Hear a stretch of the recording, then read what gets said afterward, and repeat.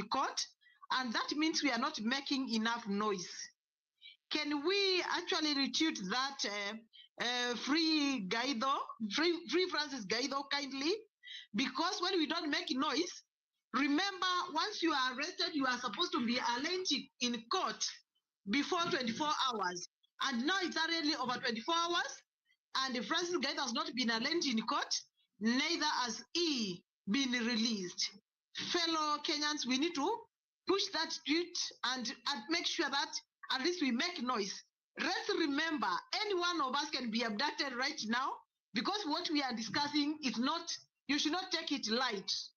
We are fighting with somebody who has the machinery and who is determined. The spirit of evil has gotten over him, and he can never remember anything else now. Remember, when a person who claims to be fearing, God-fearing, wherever they fall and gets into sin, that spirit which had left him goes out and looks for, try to source for other 7 more powerful spirits who are more stronger than it, than the one which was existing, so that it can come and find residence and get to know that that person becomes worse than how he was before. And that's exactly how Ruto is right now. He has become ruthless. He doesn't think whether there is God or no God. Whatever what he can see is that let people die, let me remain in power. So, fellow Kenyans, can we try to tweet that? Let's not keep silent. Whenever you see something has been tweeted, somebody has been abducted, as much as we say it's not making any impact, it makes a lot of impact when we make that noise, because they know this person is well known and people are conversant about that person and needs to be released before people bring problems to them. Fellow Kenyans, kindly let's tweet about Francis Gaido, who has been arrested since yesterday and has not been arraigned to court. Please, kindly do that. Personally, I've been doing that throughout the day, but I'm surprised because I'm not seeing many people do it. Can we do it kindly? The other thing is that we can see what is happening. We can see everybody's crying. And those who were in this space yesterday, you remember I told you about a wise woman who does construct his own house with his own hands, and also a foolish woman who does destroy his own house with his own hands. And we can see, all of us, you can see, the fire is on top of the mountain. Let's keep the fire burning. Let's keep actually accelerating the fire to continue burning, because that's the only way Ruto will know no peace. I understand he was going to vomit. He has cancelled, nullified that function. And let's keep it up. That is the spirit. That's the way to go. Let him find no peace. Let him allow him to find no peace at all. Let us not allow him even to get an opportunity to increase his time to serve in this nation. Fellow Kenyans, I want to remind you, my dear, you have forgotten. The moment we enter to the parliament, that tells you that we do not have a parliament. So any man or a woman who is in the parliament today, that are in the parliament, they are representing themselves. They are not representing us by you. That's one thing and one reality we need to wake up to, and know that we need to uproot this tree plus all its branches. I remember I was talking to a colleague at my place of work today, and he was telling me, why can't you deal first with Mwangi Mutuse? And I was telling him, we cannot deal with Mwangi Mutuse. We want to uproot the tree plus its leaves and its branches to go and potelea mbali, and we set it on fire, and it gives us space. And that's my focus. That's I'm keeping my face on the goal. I'm keeping my face on that ball. I cannot afford to be diverted by anybody. And I've told you yesterday, and I'm saying it again today. Those of us who are thinking that we have anything in our hands, that we can say we have this, others have nothing. We have nothing, all of us. Until Ruto leaves the presidential seat, we all have nothing. So anybody who is the enemy of Ruto is also our friend. Can we avoid the situation whereby we are saying we want so and so to do 1, 2, 3, we don't want this. What are you protecting and you have nothing anyway? Fellow Kenyans, what are we protecting while we have nothing? Do we go first and get what we need? Can we have everybody on board get what we need? Then from there we make our noise. What are we making a noise about? I'm surprised when I hear somebody saying, sitaki mtu anakuja hapa nataka, sitaki mtu anakuja hapa nataka. You have nothing. Fellow Kenyans, we have nothing. We need to go and redeem our country. We need everyone who is against Ruto to be part of us. Give me 100. Please. Can you hear me? I lost Josephine, so probably she's still speaking. Thank you. Can't inform. Yeah. This is what I'm saying. Kindly treat yourself as if you have nothing. Some people think that they know so much. We don't know. All of us, we are at zero. That's why we are uniting all our brains together. Whoever thinks they know much, whoever thinks they know little, whoever thinks they know nothing, even that nothingness means something to us once it's combined with another something. Can we bring all of us what we have and we avoid the situations whereby we are saying we don't want so and so because of this and that? Kindly avoid saying I do not want this person, I do not want the other. Remember one thing you do not know. Right now, even if right now the country goes to dictatorial scenarios with the president, I can tell you it will not matter who else was in the opposition. All of us will suffer the same fate, either we like it or not. So the most important thing is that we need to bring everybody who is not in the Ruto's government onto our side, and we fight this battle together without giving conditions, without giving anything. Can we have no conditions for other Kenyans, please? Please. And if you are coming here to tell us to give us condition about something, go home and stay with what you think you have, and then we wait and see whether you have anything. But allow those who are here willing to allow everybody and to work with everybody, regardless of their status. We work together for the goodness of this country and for the redemption of our country. Thank you so much, and may God bless us. May God bless Kenya. Let's have a good evening, all of us, with God's grace. Thank you. Thank you. Yeah, thank you so much. That is what we have been discussing here. We said we cannot, it can never, it should not be that our business is to be treating so-and-so, release so-and-so, hashtag. No, we cannot continue pushing the hashtag. This one for Francis Gaido. You can go ahead, then General, then Pano. No, I think Fabi was talking. This would be, yeah, this will be the last. Now we need action. We need to protect ourselves. We cannot just be subjecting ourselves to be kidnapped and be abducted like goats. We have to stop this. Impunity begets impunity. This is what I've been saying. The country is at war. There is no any other definition. The country is at war with William Ruto and his rogue regime. We must understand that. Na hatuwezi kufanya mazoezi kwa uwanja wa vita. We need now to arm ourselves, have the uprising. This is what we need now. The revolution now is about the uprising. That is the only language that the butcher of Suwe can understand. Yes, Mike. Thank you so much, Fabish. Yeah, I wanted to talk about a few things. Number one, when you see your enemies fight each other, you don't interrupt them. You let them fight each other. Now, right now, kuna history ya impeachment. Kenyans, we need to stop focusing on impeachment. These are enemies fighting each other. These are our enemies fighting each other. Let them fight each other. In fact, what we should be doing is taking advantage of our enemies fighting each other. Right now, watu wa Murima, they are disgruntled. We should incite them and tell them, look at what Ruto is doing to your person. Angalieni, Kujeni pamoja tutoe huyu mtu. We should always take advantage of our enemies fighting each other.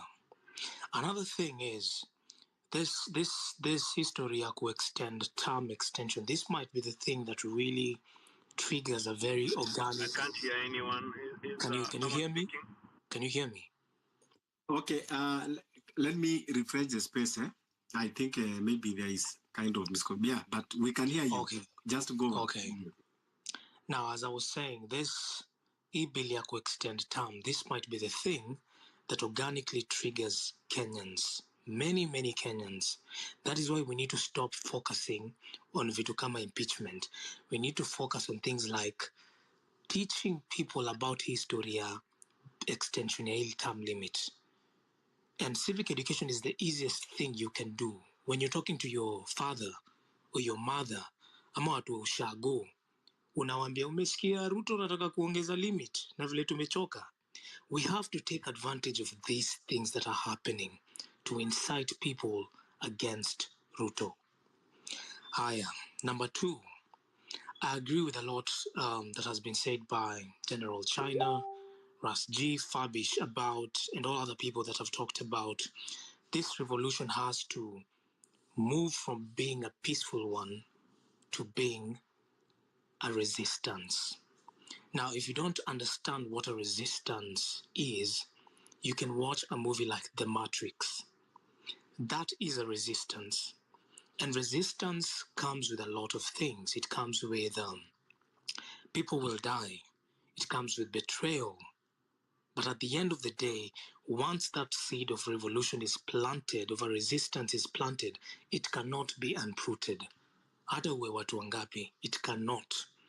And this is what happened on June 25th.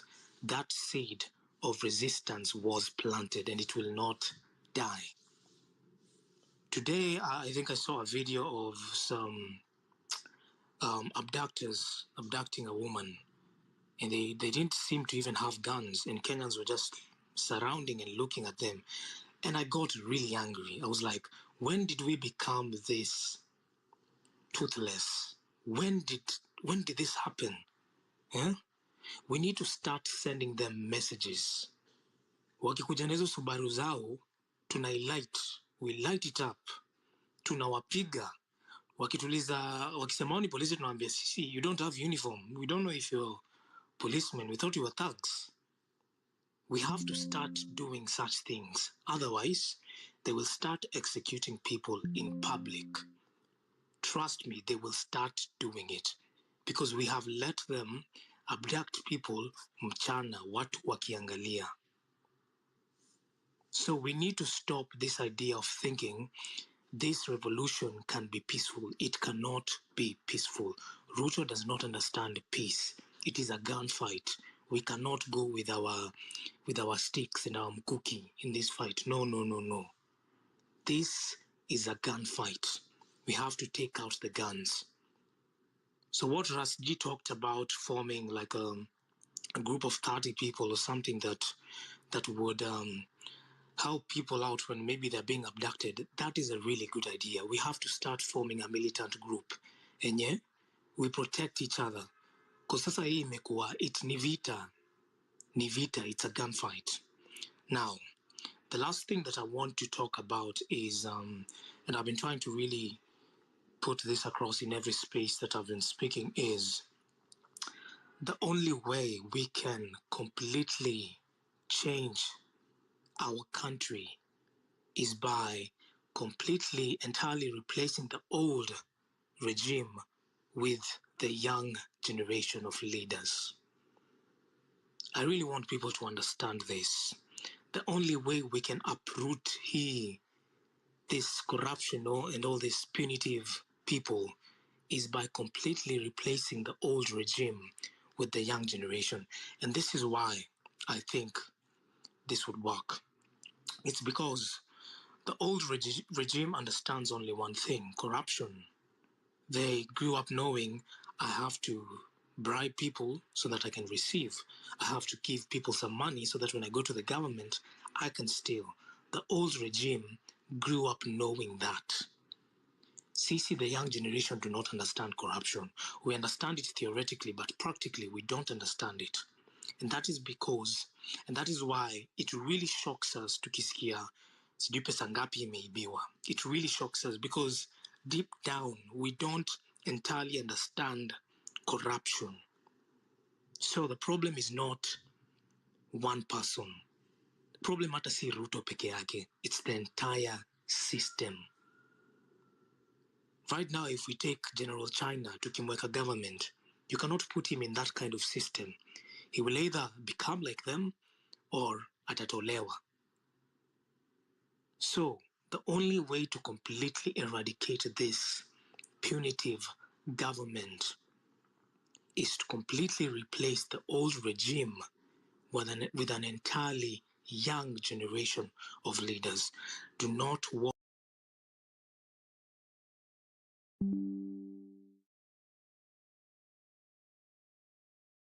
they land on the job.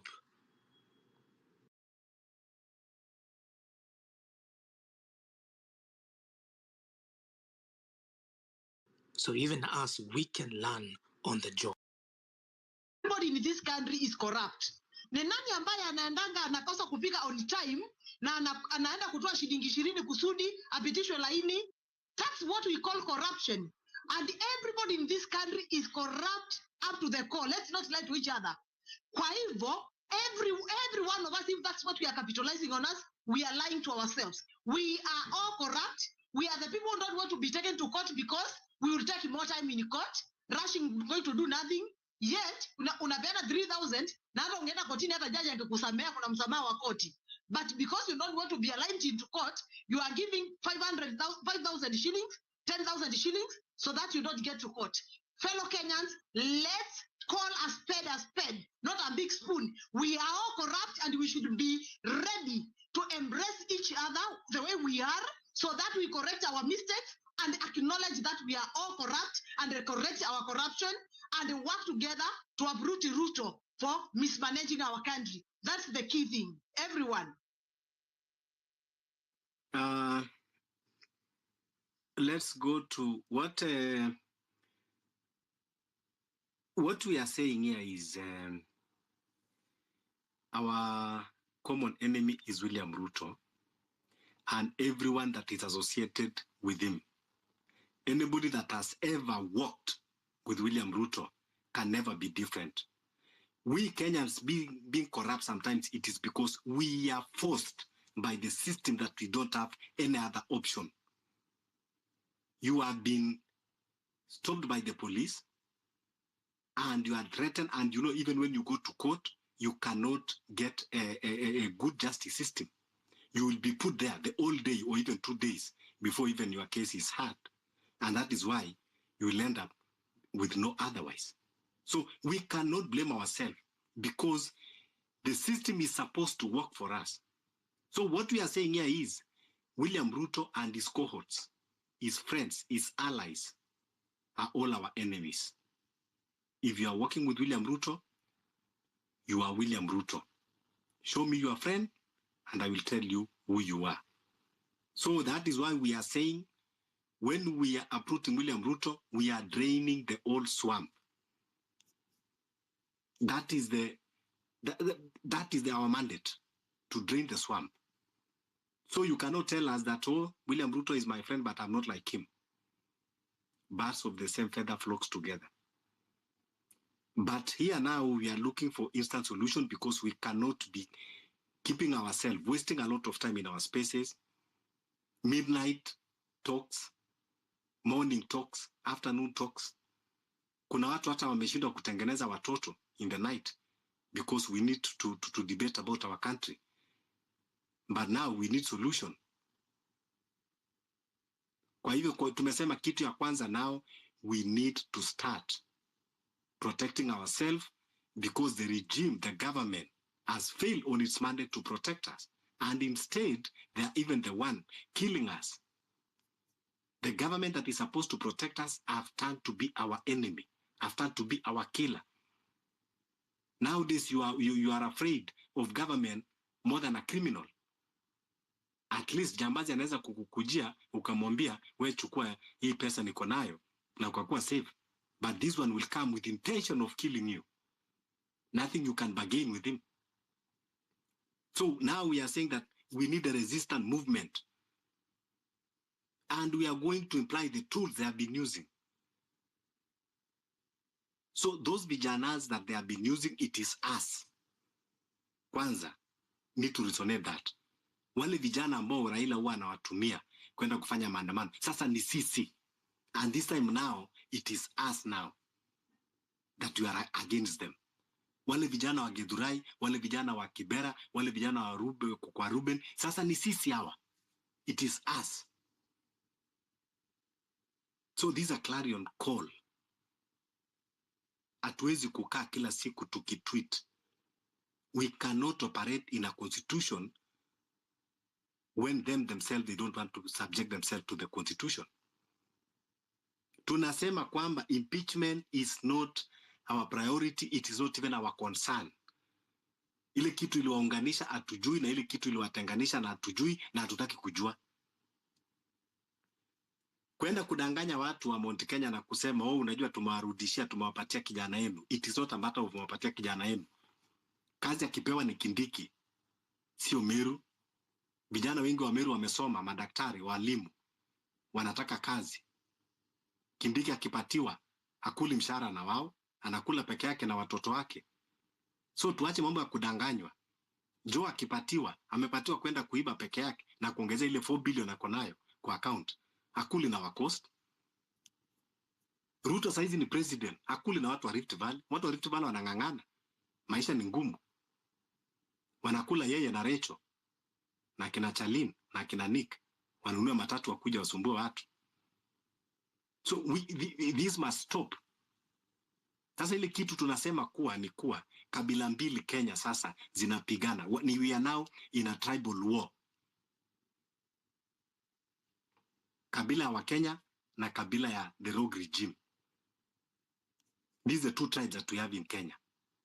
Kenya is not made of 42 tribes again. It is Kenyans versus them. That is the reality. So, mimi sina sympathy hata kidogo na Gachagua. Watu wanakuja kusympathize, sijui, we are not advocating for Gachagua, but it is because of the constitution.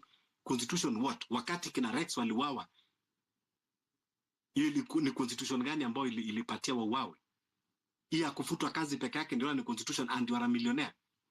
And you are in the same government. Wakati watu walikuwa na wao na kuwa kidnapped, you are in the same government. Then saizi unataka kuja kutuletea crocodile tears. Go to hell. So sisi wa Kenya saizi tunasema kwamba tumechemka and we know our rights. Kenya is ours. We can decide to even suspend the constitution. Tutaandika tena ingine baadaye. That is our right. Hata kama tunasema constitution is the supreme. But I don't agree. It is Kenyans first that are supreme before the constitution. Kenya imekweko before the constitution. Constitution huwa inaenda ikibadilika. So Ruto hata tukaamua kwamba tunaingia kwa hatuwezi kupigana. Somalia walipigana, sasa hivi wamemaliza, sasa hivi wanaanza kutengeneza nchi. Sudan wamepigana, sasa hivi wanaanza kutengeneza nchi. Kwa hivyo kama ukuje na amani, ili tukuje na wewe na hiyo force yako, then tumalize, mwenye atashinda mwingine haheshimu mwingine. That is it. So wakati wanataka kusema kwamba we are instigating violence, we are not instigating violence. It is you that already bring the violence. You did not even instigate it.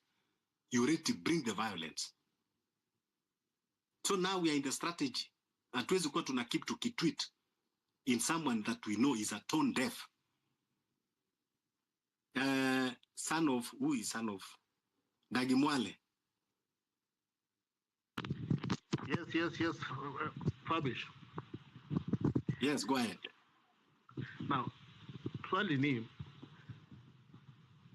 the issue about tribal and everything. Now, nataka mtu aniambie between Gachagua and Ruto, what is the difference? Gachagua is good in tribal kukuongea.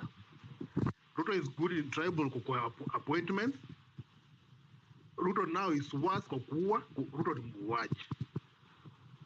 And for him to kill, it's like wewe kwenda kukanyanga. Unajua unagonga mbu na land kwa mwili yako, unagonga na unasahau, una rub, hiyo damu unapanguza inaisha. That's who Ruto is. Are we going to live in that country? Yenye kwamba atakoa, because that is now what they are going to do. The same katiba ambaye alikuwa na oppose, it is the one kwamba hana shughuli nayo. He doesn't, because he doesn't follow it. He doesn't respect it. Kwa nini? Hakuipenda. Now sasa wanataka kuibadilisha sasa. Now, for tangu aingie, he has not done any single project, hakuna. Maisha ni mbaya. But now they are fighting for extension. Seriously? And we are just there. Watu wamenyamaza tu. Watu bado wanaangalia sijui Mrima, wanaangalia mara sijui impeachment. Even if they go, you know the movie of the cowboys and everything. Wapeleko kwa uwanja, wapatia kila mtu gun. Mwenye atashuti mwenzako ya kwanza, I don't care. Ama they do the Russian thing and the Israel, I don't know, Palestine, walipuana wenyewe kwa wenyewe, I don't care. In the fact sasa nikaambiwa kwamba Ruto sasa ameanguka pale, I think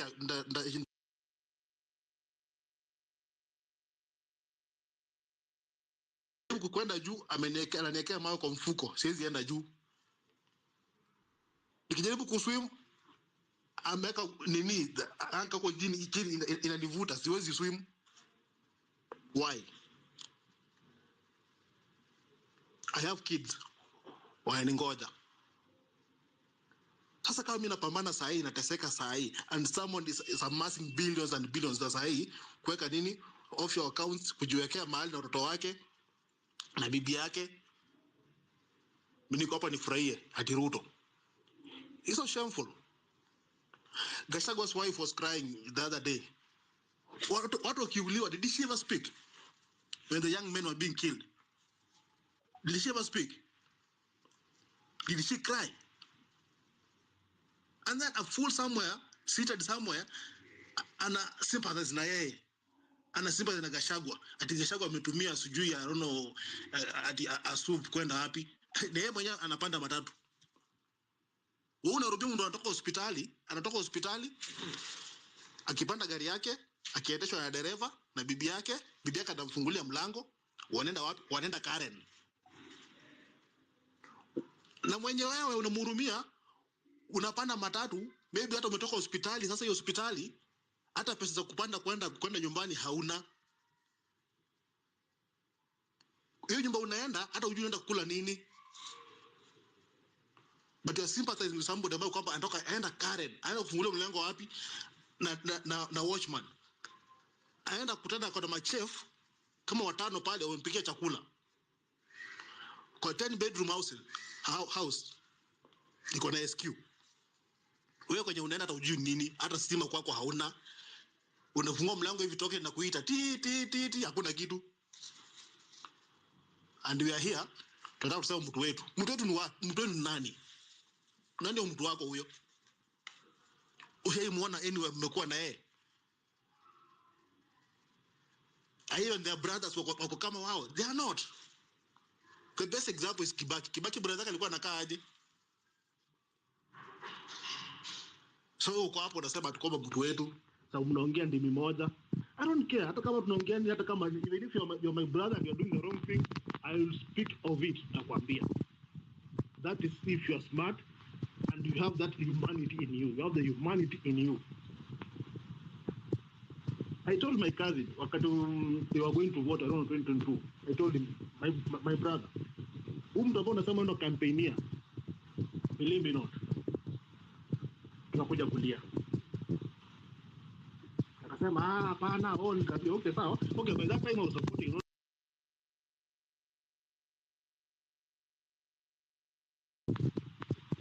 Very useless, I regret, because I think if he could have taken over, it would have been worse. Because he just showed us. He did what he could not do, and then he hijacked. Sasa yeye ako pale sasa ana dance. Uko pale uko fence, Unasikia kwa pale katikati ya dancing floor ndio anataka. Ndio mtu anakuja anambia mimi support wa Ruto, mimi support wa Raila, mimi support wa Gachagua.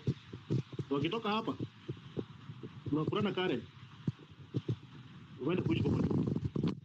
Wewe kwako hauna mbele, hauna nyuma. Simply because uko na kazi, you think una ile kazi ambayo unapata end of the month kamshahara.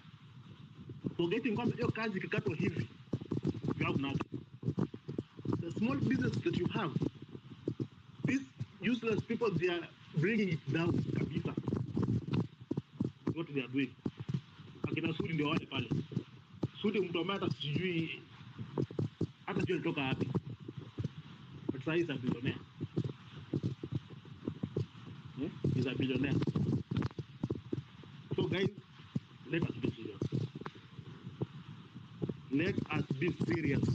Tafadhali. If you're not for the movement, tafadhali, enda State House. Na ile siku utajofolea kutoka State House huko, utajishika kichwa useme, "Oh, I wish I knew." It will be too late. Too late. Asanteni sana. Asante. Thank you. Your mic imetusumbua kidogo but umeinject. Yeah. Co-host, who is the next? Oh yeah. Yes, ametuambia ukweli ambao probably hatupendi kusikia. Acha tu niendelee kuambia watu vile wata speak in what order. So we have general, then Panwa, then Papami, kisha Honeyflower. And probably, if possible, let's keep it 3 minutes so that at least kila mtu end around, then if you have rebuttals, you can come back. Yes, thank you very much. I like it the way people if I feel people injecting it this way, I always feel like eating like 3 times in 1 hour. I'm so happy. So I've liked the way our brother San has injected it. That is how it should be put. Right now we are telling you the truth. You cannot stand in 2 ways. One way, Gachagua. My friend, if kama unahurumia Gachagua, enda uchukue gari town. Gari yenye naenda Nyeri. Then uambie ushukishwe pale, ukifika Nyeri utafute Madhira. Uende ulie kwa gate ya Madhira huko. About the injustice yenye anafanyiwa. Someone who is driving in millions, someone who declared that is worth 5 billion. How can you come to tell us that is injustice? Enda ulie Karen. Come to Karen, I'll take you to Gashagua's gate. Ulie hapo till morning. Tuone utapewa nini kama si mchele na nyama utaletewa hapo. Sasa hatutaki mchezo. Mimi personally I come from Nyanza and I'll be the day Raila will fail you. I will celebrate and in fact nachinja kuku mbili, nachinja kuku mbili na naweka sherehe to prove to Raila that the stupidity is over. The stupidity of entitlement with tribalism is over. Even 2 hours ago, we were making a joke with my dad. My dad amenipigia simu ati he want 2K. Venye amenitumia 2K, nimemtumia namba ya Raila kwa WhatsApp na nimemtumia namba ya Kasmuel. Aliniambia Kasmuel amebadilika, amerudi nyumbani. Nimemwambia pigia Raila Amolo Odinga kutumie 2000 and don't call me again. Nikakata simu na nikazima. Ikifika saa hii jioni amenipigia simu nikamwambia ingia movement is when we will comply with you. We want to transform this nation. Na si mchezo na mzaa tunaleta. Kama bado una lie to Raila Amolo Odinga na you want us to collude, go to Opoda Farm. When the Opoda Farm, they give you whatever you want. They give you whatever you want. Every consultation you want, you go there. The same people who also praise this regime. Mimi Ruto siwezi mhurumia. Gachagua hata bibi yake alie. Mimi hata angeanguka chini kama analia. Hakulia vizuri. Angeanguka chini apige mayowe. Venye watu wanasemanga wapige mayowe mpaka watoe nguo. Angetoa mpaka nguo. We don't care. We don't care about those people. Hata who cares? Hata kama aliendeshwa na tuktuk, kama alienda nyumbani na tuktuk, who cares about it? Aumie kwanza, hata koti imuumize huko. We don't care whatever the fuck inaenda the other side. We don't care. Sisi bora sisi tuna move as our own. Me, I'm telling you, that day Raila will fail and I'm confident he's going to fail. I'm holding a celebration. Trust me, and that one should be noted somewhere. Me, I'm fully in this. Tumebebwa ya kutosha. Ati mimi sasa uniita tuniambie, hey, I must be loyal to Raila. Who? Do Raila pay my bills? Do he pay for my electricity? Do he pay for my water? Lazima sahi to inject. Kama unaona hii kitu yenye tunafanya ikufurahishi, enda State House. Ambia Abdi, na msichana hapo kwa gate anaitwa Abdi, atakufungulia gate uingie huko ndani upeleke grievances yako. Kama shilingi 2,000 utapewa ukitoka huko. This is the revolution and we are not sparing. And the brothers who are here, we are almost 60. Me, I've called the DCI right now. I've called them like 10 times. Hiyo namba yao yafichwa kwa DCI. Nimeuliza, I'm inquiring a missing person, and everyone should do that. We are looking for Gaido. Nimwambia natafuta mtu wangu anaitwa Gaido. Call them. Na bado tunatafuta namba ya Vigilance House. Leo mpaka boss tunampigia. Before you sleep, make sure you call them. Another way ya kushtia watu ni kuwasalimia. Watumie message. Mimi nimetuma message na nimeongea vibaya sana. Nikwambia nitapiga tena saa 3. They must tell me where Gaido is, because it is our right. Sahi hakuna nini ya kucheza na hawa watu. Wakileta hiyo design tunawapeleka hiyo design. Hakuna time ya mchezo. Alafu I'm very happy about that idea of kutengeneza hiyo nyumba 10. Hiyo tutaita nyumba 10. Yeah, the moment mtu amepiga tu alert tap, they have arrived. The fastest way possible, we are there. Tunaambatana papo hapo. Hakuna kuogopa sahi. Mimi nasema the moment the penye inchi imefika sahi, I hate that die in the hand of the government. Nikufe at the government has killed me. I will be very happy, because I would have died an hero rather than dying while I'm scorching in poverty with the self-belief that someone's son can uplift me, someone's son can improve my life. Those are all fallacies. That is why people are suffering in this country, because of false belief. Believe that if this wewe ukisema hapo unatetea Gachagua, wewe Gachagua personal amekuletea development gani on your personal life? Tuache hizo bana. Hakuna kuwabembeleza. Mimi sasa hata nisikie Ida Odinga amelia town, alie mpaka achukue maji ya mtara panguze nayo maji. I don't care. The same to Bibi Gachagua. In fact, kwanza ni hypocrite. They claim they are the bishops of this nation. Are they the people who misled this nation by the narrative of Christianity? Sijui maneno ya kanisa. Kanisa ilipowekwa mpaka pesa ikatenganishwa. Public money. Tukaleta pastor fake hapa Kenya. In the name of kusalvage. The pastor came, and after the pastor came, we have been experiencing problems in this country. We call people who never cared. People we don't know even if they are supporting, they are worshiping real God. We spend millions of taxpayers' money. Tukawaleta hapa kuwa entertain. At the expense of mtoto wa Turkana mwenye hezi enda shule. Mtoto mwenye anaosha uso na mkojo ya ng'ombe. Alafu unaleta pastor, then you pay almost 1 billion. Do you think we are fools? Then you want to tell me about Chiataya Ruto. You want to tell me about Chiataya Raila. You want to tell me about Gachiata. I don't care. Whatever happened to them. Sahi sisi tumeamua we are on our own. We are on our own. Na hakuna kuweka mguu mbili hivi kwa barabara. Uko na sisi ama ukue nao. Kama unaona chakula yako ni straighter, go there. We will meet. Kama yako iko Poda Farm, go to Bondo. Go and get your food there. Kama yako iko Sugoi, enda ukamba hapo kwa Sugoi. Utakaa hapo mpaka jioni ndugu yangu. If you have any idea, kama una business idea, na wewe pia kuja na milioni zako, you will be left there by 1,000 Kenya shillings. Hata upewe 200. It is high time to rise. We want to awaken this nation. Hii si matime ya kucheza. Hatuniambie justice. Which justice? Gachagua hata wangemweka cell, awekwe cell, hata kama awekwe cell, I'll still celebrate. What is there to worry about? We are praying. We can't wish for someone, but if God's mercy, according to Lord's mercy, you could have understood as the problem. We are tired. We can't be spending all our money. They tax us like we are working for them, and they're using all the money for luxuries. Ukisikia governor amepatikana America, amepatikana London with almost 650 million kwa cash money, na akiulizwa anapinga, then he comes anasimama juu ya gari anasema anapigwa. Hiyo wakati wa kubeba ujinga imeisha. After stealing from us, wanakuja kwetu ati for sympathy. Where? It won't happen. This is the last one. And we are saying, wanasemanga wale mkora Raila amekuwa kishinda akisema this is the final revolution. It is us now, we are doing the final and the last revolution. Tunaokoa hii nchi. And we make a stand. We have made a stand.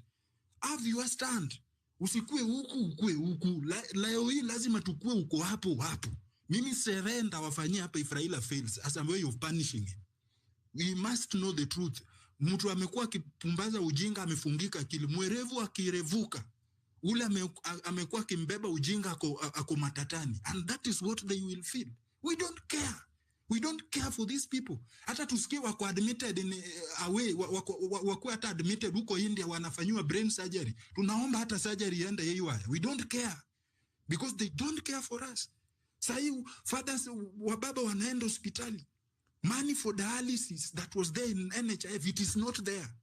But with them, they can do that dialysis whenever they want. Their parents are covered. Their children are covered. Kwani sisi ni mang'ombe? Alafu niambie nafuata nini? Mimi nimefungika akili bana. It is high time. And this is the message we want to send. Mi nitaanza hata program nikienda Ushago. I'm starting it from primary school. Nataka kuenlighten watu kutoka primary to high school. Mimi I'll not spare ati naongea na watu washafika 18. I'll start inflating this from young people. Ili wakifika this our age, they don't make the mistakes that some of us did. We will start reasoning rationally if we make the... Naanza kwanza huko chini kuinject huko chini because it is something that is going on and has started. Na hatuchoki. So wewe ndugu, hii ni safari imeanza, my brother and sister. Kama bado mguu yako moja iko Madera, enda Madera, upewe gunia moja ya mahindi na kuku, uende ukule huko. Sisi tunapigania inchi and we are not getting tired anytime soon. So I urging you, my brothers, enda kwa namba ya DCI, call those guys. Waambie unatafuta guide. Before saa 6 usiku ifike, tutapata ya vigilance house. We will also call them. Ikiumana, we will start walk. Kwa hizi tutaenda vigilance house personally ourselves to say we want we want an appointment with the IG. We want a special appointment with the IG to explain for us, because guy that was arrested by the cops, we must be told wherever he is, rather than concentrating maneno ya bibi ya Gachagua kule. Bibi ya Gachagua hata kipenda sasa alipuke uwi, nitaeka nitaeka ringtone, alipuke apige uwi kama hiyo badi na muuma niweke kama ringtone. We don't care. I don't care for these people. I don't care. Ati mtu ananiambia ati mbunge wako ni mgonjwa, anasema azidi na Mungu huko. I don't care. Someone who doesn't care for you, why should you care for him? Someone who is riding SUVs, mtu wako na business, alafu wewe hata shamba ya matunda una, then you are coming here telling us what? Haifanyiki. Tume make stand. If this our stand will claim our life, let it claim our life. But will be engraved in the history of this country that we are fighting for something that is in. Itakuwa kama watu wanaenda kwa meza na kisu, kila mtu amebeba kisu. Kama ni kukaa kwa tebu, kila mtu akona bunduki yake, kila mtu akona yake. Hakuna cha kubembelezana. It is high time. Hiyo imeisha. Wakati wa kubembeleza. Ndio maana nilikuwa nasema we want to make a policy side everywhere we go. We leave a mark. That is now the philosophy. Leave a mark wherever you go. If you invade somewhere and you want to show the person you have invaded his place that he should be serious, leave a mark there. If you don't leave a mark, he won't take you serious. You will just, these are normal paperwork. But if you leave a mark, hiyo mlango yake ya kioo yote iko chini. Kila kiti mesambaratika hapa, atakuja anze ku reason. Aseme there were people here. There were people present here. But if you just leave a paperwork, your presence will not even be felt. The parliament invasion was only felt by the fire and the destruction of the properties. And those are our properties. We are the taxpayers. And they say they have insurance. That is a good end. Now we will be invading and leaving a mark. I leave it there, bwana. Inachemuka ikichemuka. General China. Umesema utaki mambo ya maji rebellion. Hakuna chati maji na mtu amekuja na guns. I think that's the spirit we should be going forward with. And nimesikia vizuri sana. Hey, I'm inspired for days. Hakuna cha kwenda kwa meza na Biblia na mtu amekuja na gun. It's guns for guns. Tulisema aura for aura. So this is guns for guns. Who did we have next? I think it was Mpano, then Apapa, then Honeyflower. So Mpano, if you can hear me, kindly give your submission.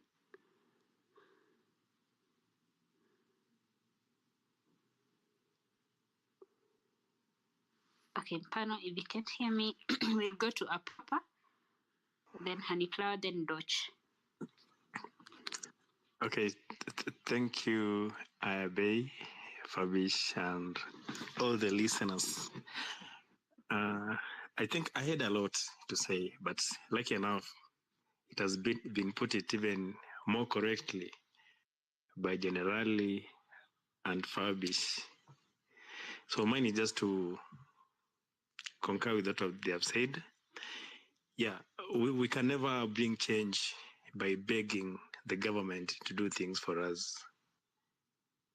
I don't think it is going to happen. It will never happen. We must decide that it is a war and we should be ready for it. Let's fight. Hii mambo ya kuomba nini please ishe. We can never be soft on with someone who is carrying a gun. It has been correctly put. Now, mine is just to ask all of us, hiyo ruma ndogo ndogo tunasikia Gachagua, sijui mara Dorcas, sijui mara nani, please, can you just put it aside? Dorcas has been there since 13th of September 2022. Amefanya nini? Amesaidia nini? Kando na kuomba, kando na kufast, what has she done? Then it is the same woman utamwona 2027 anakuja kuomba kura, anataka kuwa governor. Unfortunately, watu watampigia kura. Please, hizo ruma toke kando. We are fighting for our country. So mine just to say, let's forge on, let's move on, let's be strong, let's be united as never before. Thank you guys for the space. Thank you so much. Thank you so much. Yes, that is the reality. Tuanze kujurumia sisi wenyewe. Huwezi kuwa uko kwa shida alafu tunamhurumia mtu mwenye ako kwa raha. You know, that is foolishness of highest order ambayo ina mwenzake. Vile generali amesema, unatembea mguu umepigwa na vumbi, umepigwa na jua, mtu anakupita na SUV, ako ndani ya AC, ati alafu unalia ati anadhulumiwa. Wakati wewe unadhulumiwa maskini wa hahe, alafu hujurumii. Wacha kwanza tuanze kujurumia sisi na watoto wetu kwanza. You know, hata kwanza sisi tunajidanganya. You cannot say that you love a country when you yourself you don't love yourself. You start first by loving yourself, then you love the community, and then you love the country. Kwa hivyo kwanza tukue na huruma na sisi wenyewe. Wacha na watu kabisa. And hata ni Mungu anajibu maombi yetu, and then we start again fighting God. Ukiona wakipigana, it is God that is confusing them. And now we want again to start sympathizing, sabotaging the same prayer that we have been praying for. This is how God brings down the leaders. He starts by confusing them, bringing confusion into their heads. So our prayers are being answered. And yet again, you have to sabotage the same prayers that you have been answered. This confusion is part of the spiritual war, because we say that we are fighting Ruto spiritually, we will fight him politically, and now we are going to fight him physically. So the spiritual part, we are winning. This is a spiritual part now that we are winning. Confusion. And that is why you see even these bills that he's bringing to strangle himself, come here extension of term limit. This is what even will help bring him down. Confusion. This is spiritual, in the spiritual aspect, we are winning. Kwa hivyo tusijaribu kabisa kusabotage our prayer. Hiyo kwanza imejibiwa. Sasa Mungu ashamaliza kazi yake. Sasa inabaki yetu. Because Mungu ashamaliza yake ya spiritual, na sasa imebaki yetu ya politically na physically. So we need now to finish our own. I think ulikuwa umesema after a papa, it was to be Annie Flower.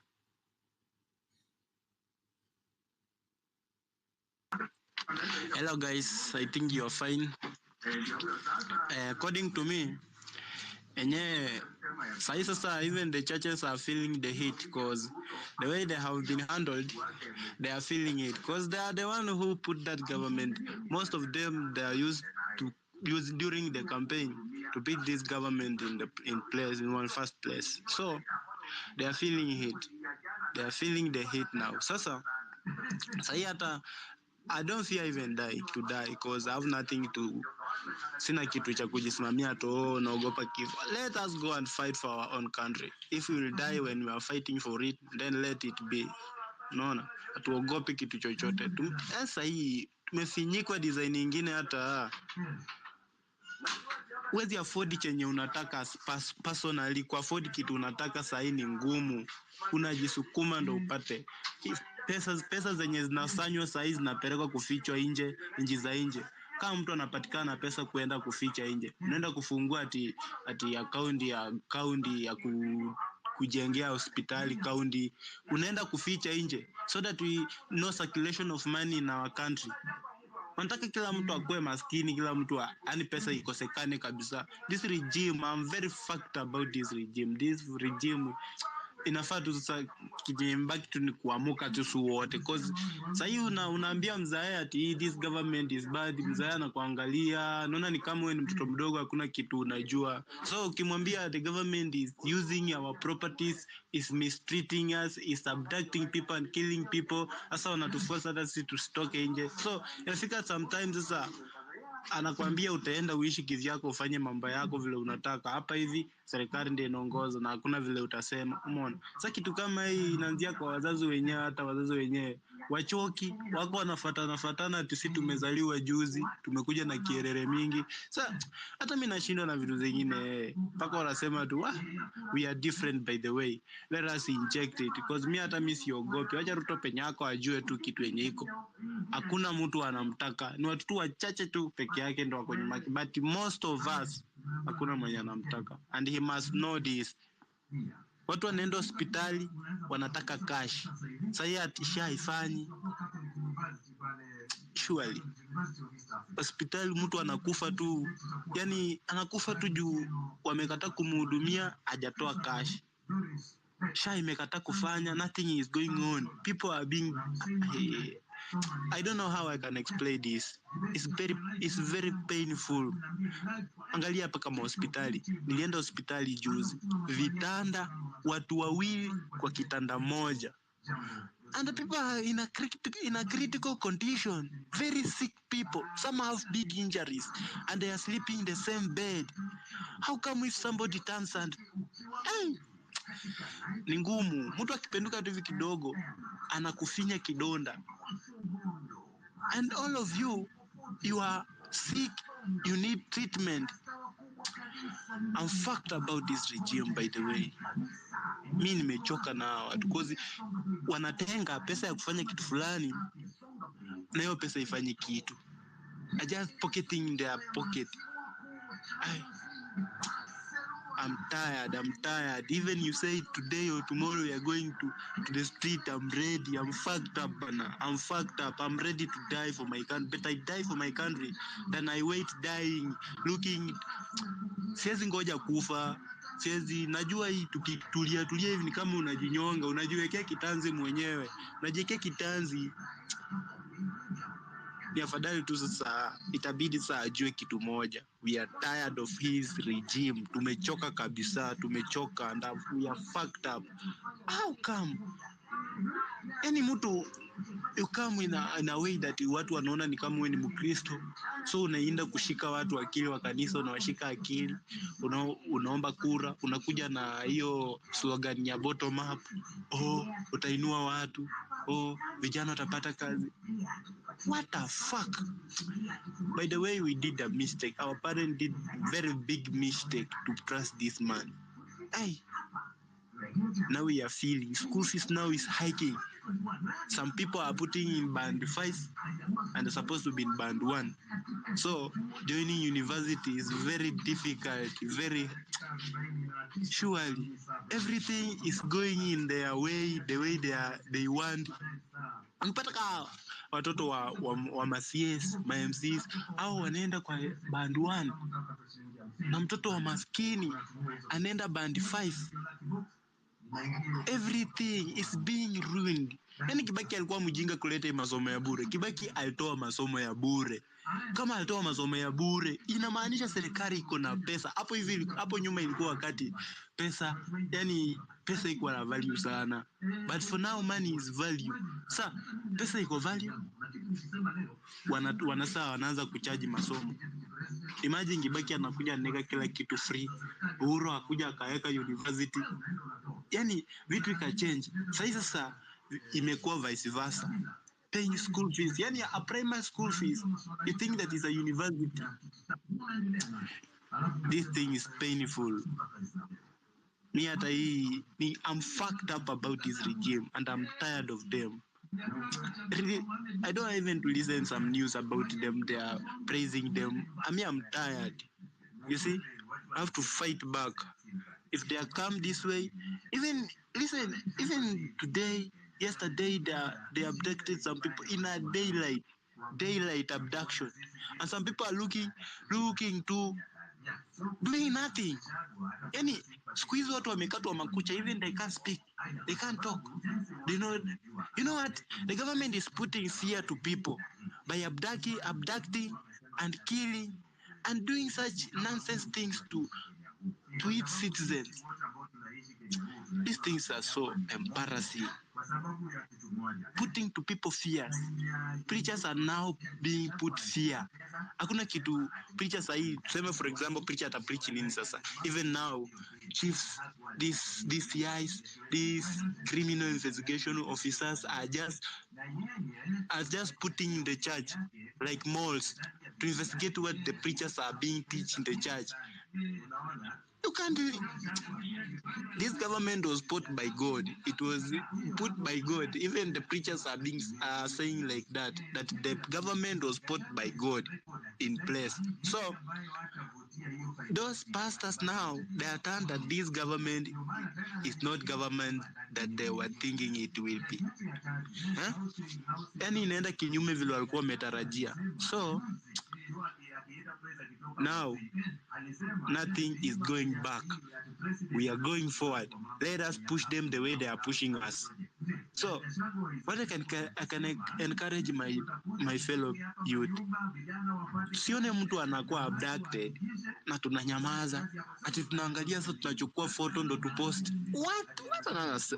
Hiyo ni ujinga gani sasa? Mtu anashikwa anaenda kuteswa na nyinyi mnachukua picha ndio mpost mpate views.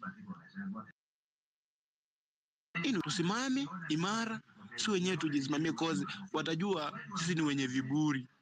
Watasema hawa sasa wametushinda, so tuachane. Tukiwa waoga ndo wanapata nguvu, lakini tukiwa na nguvu wanaogopa. When fear is gone, they fear us. Umeona? So nyinyi tukiwa waoga wanajua tunawatisha, wanaishia. Kama watu wanakuja bila uniform, na sisi tunanyamaza, tunaangalia wakishika mtu hivi na mnachukua picha. Nonsense. Barikiwa wase.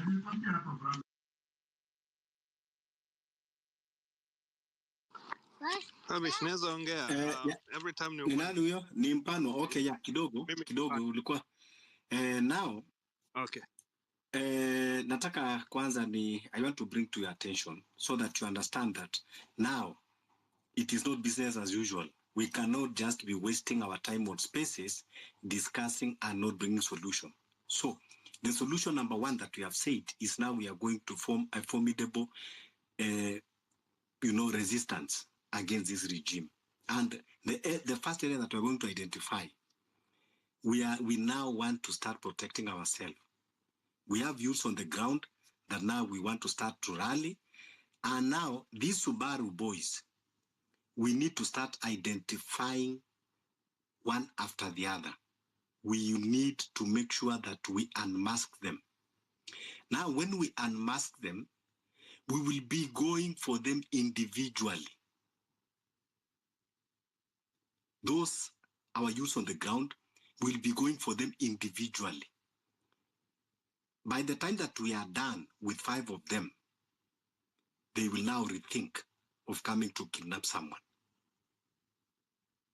You will kidnap us when you are in your group and when you are armed to the teeth, but we already unmask your faces. You have somewhere you are living, you have somewhere you are doing shopping, you have somewhere that you go and enjoy yourself. We will get you from there. This message I am saying here, it is unfortunate that I did not start by recording this space, but as from tomorrow, I'll be recording because for the interest of also our Kenyan brothers and sisters who are in diaspora to be following. If you are a DCI, NIS, that you are here, pass this message. It is over. You cannot continue abducting and kidnapping us. That window period is over. What we are doing, we will be coming for you at your personal level.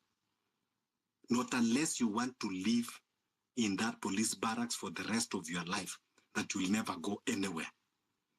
This one I'm saying without fear of contradiction. You can record me, you can take me to any court of law.